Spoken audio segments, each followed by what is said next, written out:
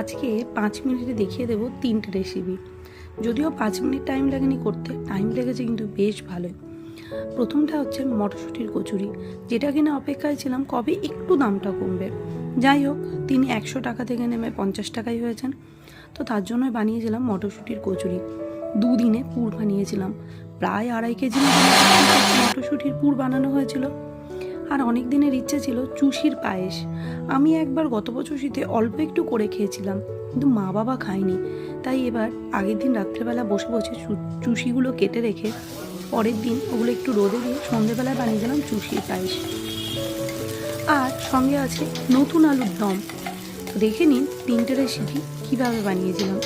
যদিও একার দ্বারা কখনোই সম্ভব নয়, বাড়িতে সবাই যদি হাত লাগায় তবেই এটা করা যায়। তো ছেলে থেকে আরম্ভ করে বাবা, মা, আমাদের মিনুদি সবাই করেছে।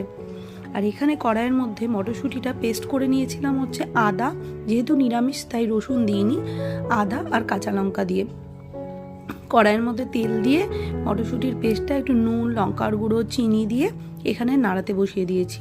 এই কাজটা করছিল আজকে বাবা। আর এদিকে চুষির পায়েসের জন্য দুধ ফুটিয়ে এর মধ্যে চুষিগুলো দিয়ে দিয়েছি। আলুর দমের জন্য আলুগুলো মা দুপুরবেলাতেই সেদ্ধ করে রেখেছিল।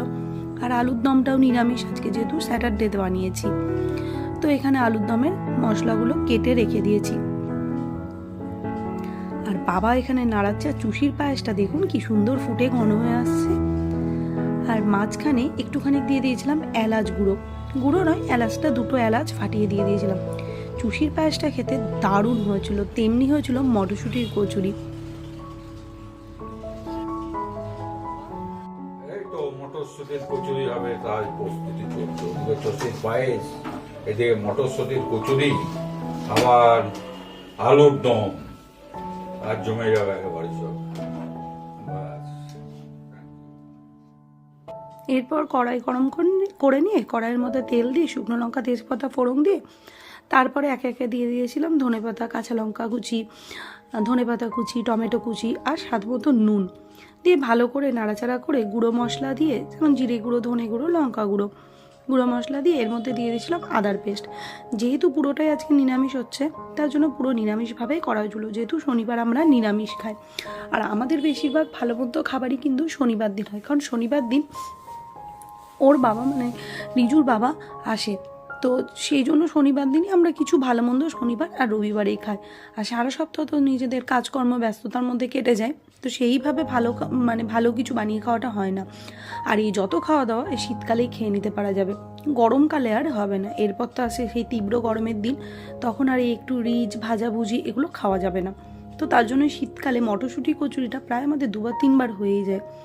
তো এর মধ্যে মটরশুঁটি কচুরি সব কিছু রেডি করতে করতে এখানে আলুর দমের মধ্যে আমি দিয়ে দিয়েছিলাম একটু সস আর একটু জল দিয়ে, ওটা দিয়ে দিয়েছিলাম ফোটাতে ঢাকা দিয়ে।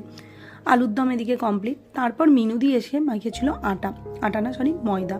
তো ময়দা যেরকম করে ময়ান দিতে হয়, একটুখানি নুন স্বাদ মতো, একটু তেল দিতে হবে বেশি করে খাস্তা হওয়ার জন্য, আর একটু চিনি। ময়দাটা ভালো করে মেখে তারপরে চলছিল পুর ভরার কাজ। আমরা সবাই মিলে বসেছিলাম এখানে পুর ভরতে, বাবা, মিনুদি, রিজু সবাই। কি করছো?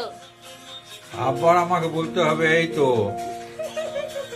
তো কচুরি, মটরশুঁটির কচুরি বানাবো। এবার বানাবো।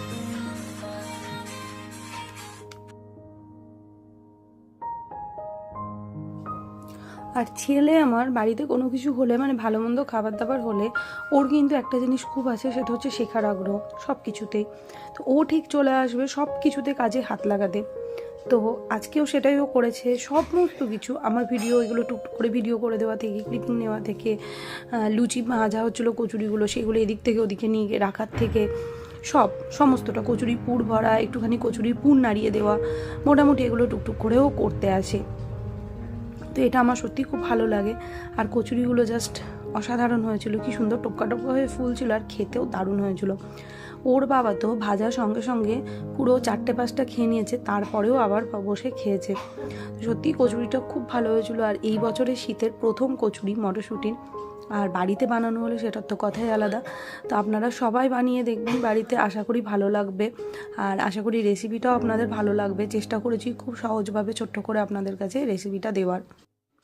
আর একটা কথা না বললেই না, আমার সমস্ত রান্নাই শেখা কিন্তু আমার শাশুড়ি মায়ের কাছ থেকে। আমার শাশুড়ি মা ভীষণ ভালো রান্না করতেন, কচুরি আলুর দম, মানে মায়ের হাতের রান্না জাস্ট অসাধারণ ছিল।